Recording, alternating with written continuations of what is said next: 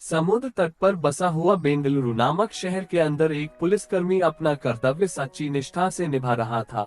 उसे पुलिसकर्मी के बेटे का नाम था वेदांत। ये वेदांत बड़ा होकर क्या बनेगा, उसे बात का अंदाजा आप इसी बात से लगा सकते हैं कि वेदांत अपने पापा की तरह एक सच्चा ईमानदार पुलिस ऑफिसर बनना चाहता था। आज हम इस वेदांत के बारे में देखेंगे कि कैसे वह वेदांत से बखिरा तक का सफर तय करता है। युवा वेदांत प्रभाकर एक सुपरहीरो बनने की ख्वाहिश रखता था, लेकिन बाद में उसने अपनी मां की सलाह पर पुलिस अधिकारी बनने का फैसला किया। उसकी मां कैंसर से पीड़ित होने के बावजूद उसे बताती है कि असली सुपरहीरो तो आम लोग होते हैं, खासकर पुलिस अधिकारी। वेदांत ने अपने पिता प्रभाकर की तरह पुलिस अधिकारी बनने का फैसला किया।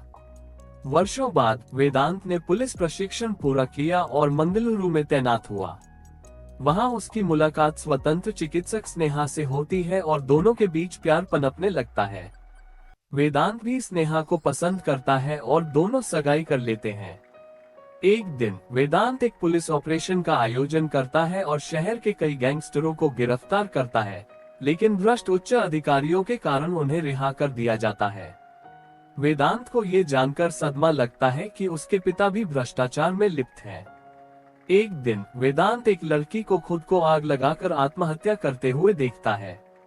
उसे पता चलता है कि लड़की के साथ यौन उत्पीड़न हुआ था। इस घटना के कारण वेदांत रात में एक सुपरहीरो का रूप धारण करता है, जिसे वह बघीरा कहता है, और अपराधियों को बेरहमी से मार डालता है। वेदांत संदेह से बचने के लिए एक भ्रष्ट अधिकारी का दिखावा करता है और नारायण नामक एक हेड कांस्टेबल की मदद से बघीरा के रूप में अपराधियों का सफाया करना शुरू कर देता है। इस बीच कई लोगों का अपहरण कर लिया जाता है और उन्हें पोर्ट क्षेत्र में एक कंटेनर में गुप्त रूप से ले जाया जाना है। वेदांत स्टेशन में गुमशुदगी की शिकायतें प्राप्त करने के बाद बघीरा के रूप में पोर्ट क्षेत्र में जाता है।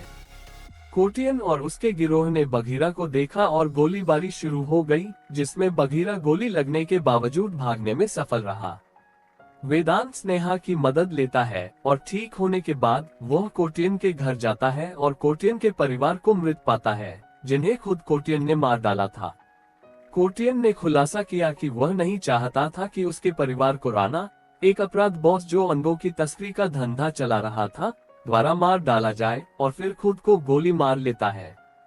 गुरु एक सीबीआई अधिकारी अपने भाई रामकांत अप्पैया सीबीआई के निदेशक द्वारा बघीरा से बदला लेने के लिए मंगलौर स्थानांतरित किया जाता है। सिद्धि एक भ्रष्ट पुलिस अधिकारी और एक ईमानदार पत्रकार रंगन्ना की हत्या में शामिल था, जिसे बघीरा ने मार डाला था। गुरु बघीरा की पहचान उजागर करने के लिए जांच शुरू करता है। वेदांत बघीरा के रूप में एक हैकर, एक लड़के इलेक्ट्रॉनिक्स विशेषज्ञ और एक शराबी विशेषज्ञ को एक पोशाक, हथियार, एक मुखौटा और एक बाइक प्रदान करने के लिए नियुक्त करता है और राणा के अन्य तस्करी के धंधे को नष्ट करना शुरू कर देता है। राणा बघीरा के लिए एक जाल बिछाता है, लेकिन बघीरा बच जाता है और अपने गैजेट्स की मदद से राणा के आदमियों को मार डालता है। वेदांत फिर से स्नेहा की मदद लेता है और उनका प्यार और मजबूत हो जाता है। गुरु जल्द ही वेदांत की पहचान बघीरा के रूप में पहचान लेता है, लेकिन गुरु की टीम में एक मुखबिर राणा को इसके बारे में सूचित करता है।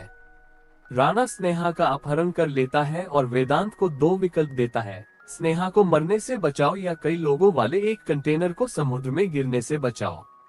भारी दिल से वेदांत कंटेनर को बचाने का विकल्प चुनता है, जबकि स्नेहा को राणा द्वारा बेरहमी से यातना दी जाती है और मार दिया जाता है। वेदांत को गुरु द्वारा गिरफ्तार कर लिया जाता है और एक मुठभेड़ में मार दिया जाता है। राणा लोगों को श्रीलंका ले जाने के लिए एक ट्रेन में लोड करता है। हालांकि अधिकारी गुरु के आदेश पर वेदांत को रिहा कर देते हैं और राणा के मुखबिर को मार देते हैं। गुरु रामाकांत से झूठ बोलता है कि बघीरा सिद्धि के भ्रष्टाचार के बारे में जानने के बाद फिर से भाग गया है और राणा का स्थान वेदांत को बताता है। वेदांत मालगाड़ी में पहुंचता है और राणा को मार डालता है, स्नेहा की मौत का बदला लेता है। अपहृत लोग सुरक्षित रूप से लौट आते हैं और अपने परिवारों से मिल जाते हैं, जबकि वेदांत एक बस में चला जाता है। गुरु केंद्रीय मंत्री रामस्वामी से मिलता है, राणा के साथ उनके संबंध का खुलासा करता है और उन्हें अपने पद से इस्तीफा देने और आत्मसमर्पण करने के लिए कहता है। जब रामस्वामी मना करता है तो गुरु वादा करता है कि बघीरा उसका पीछा करेगा।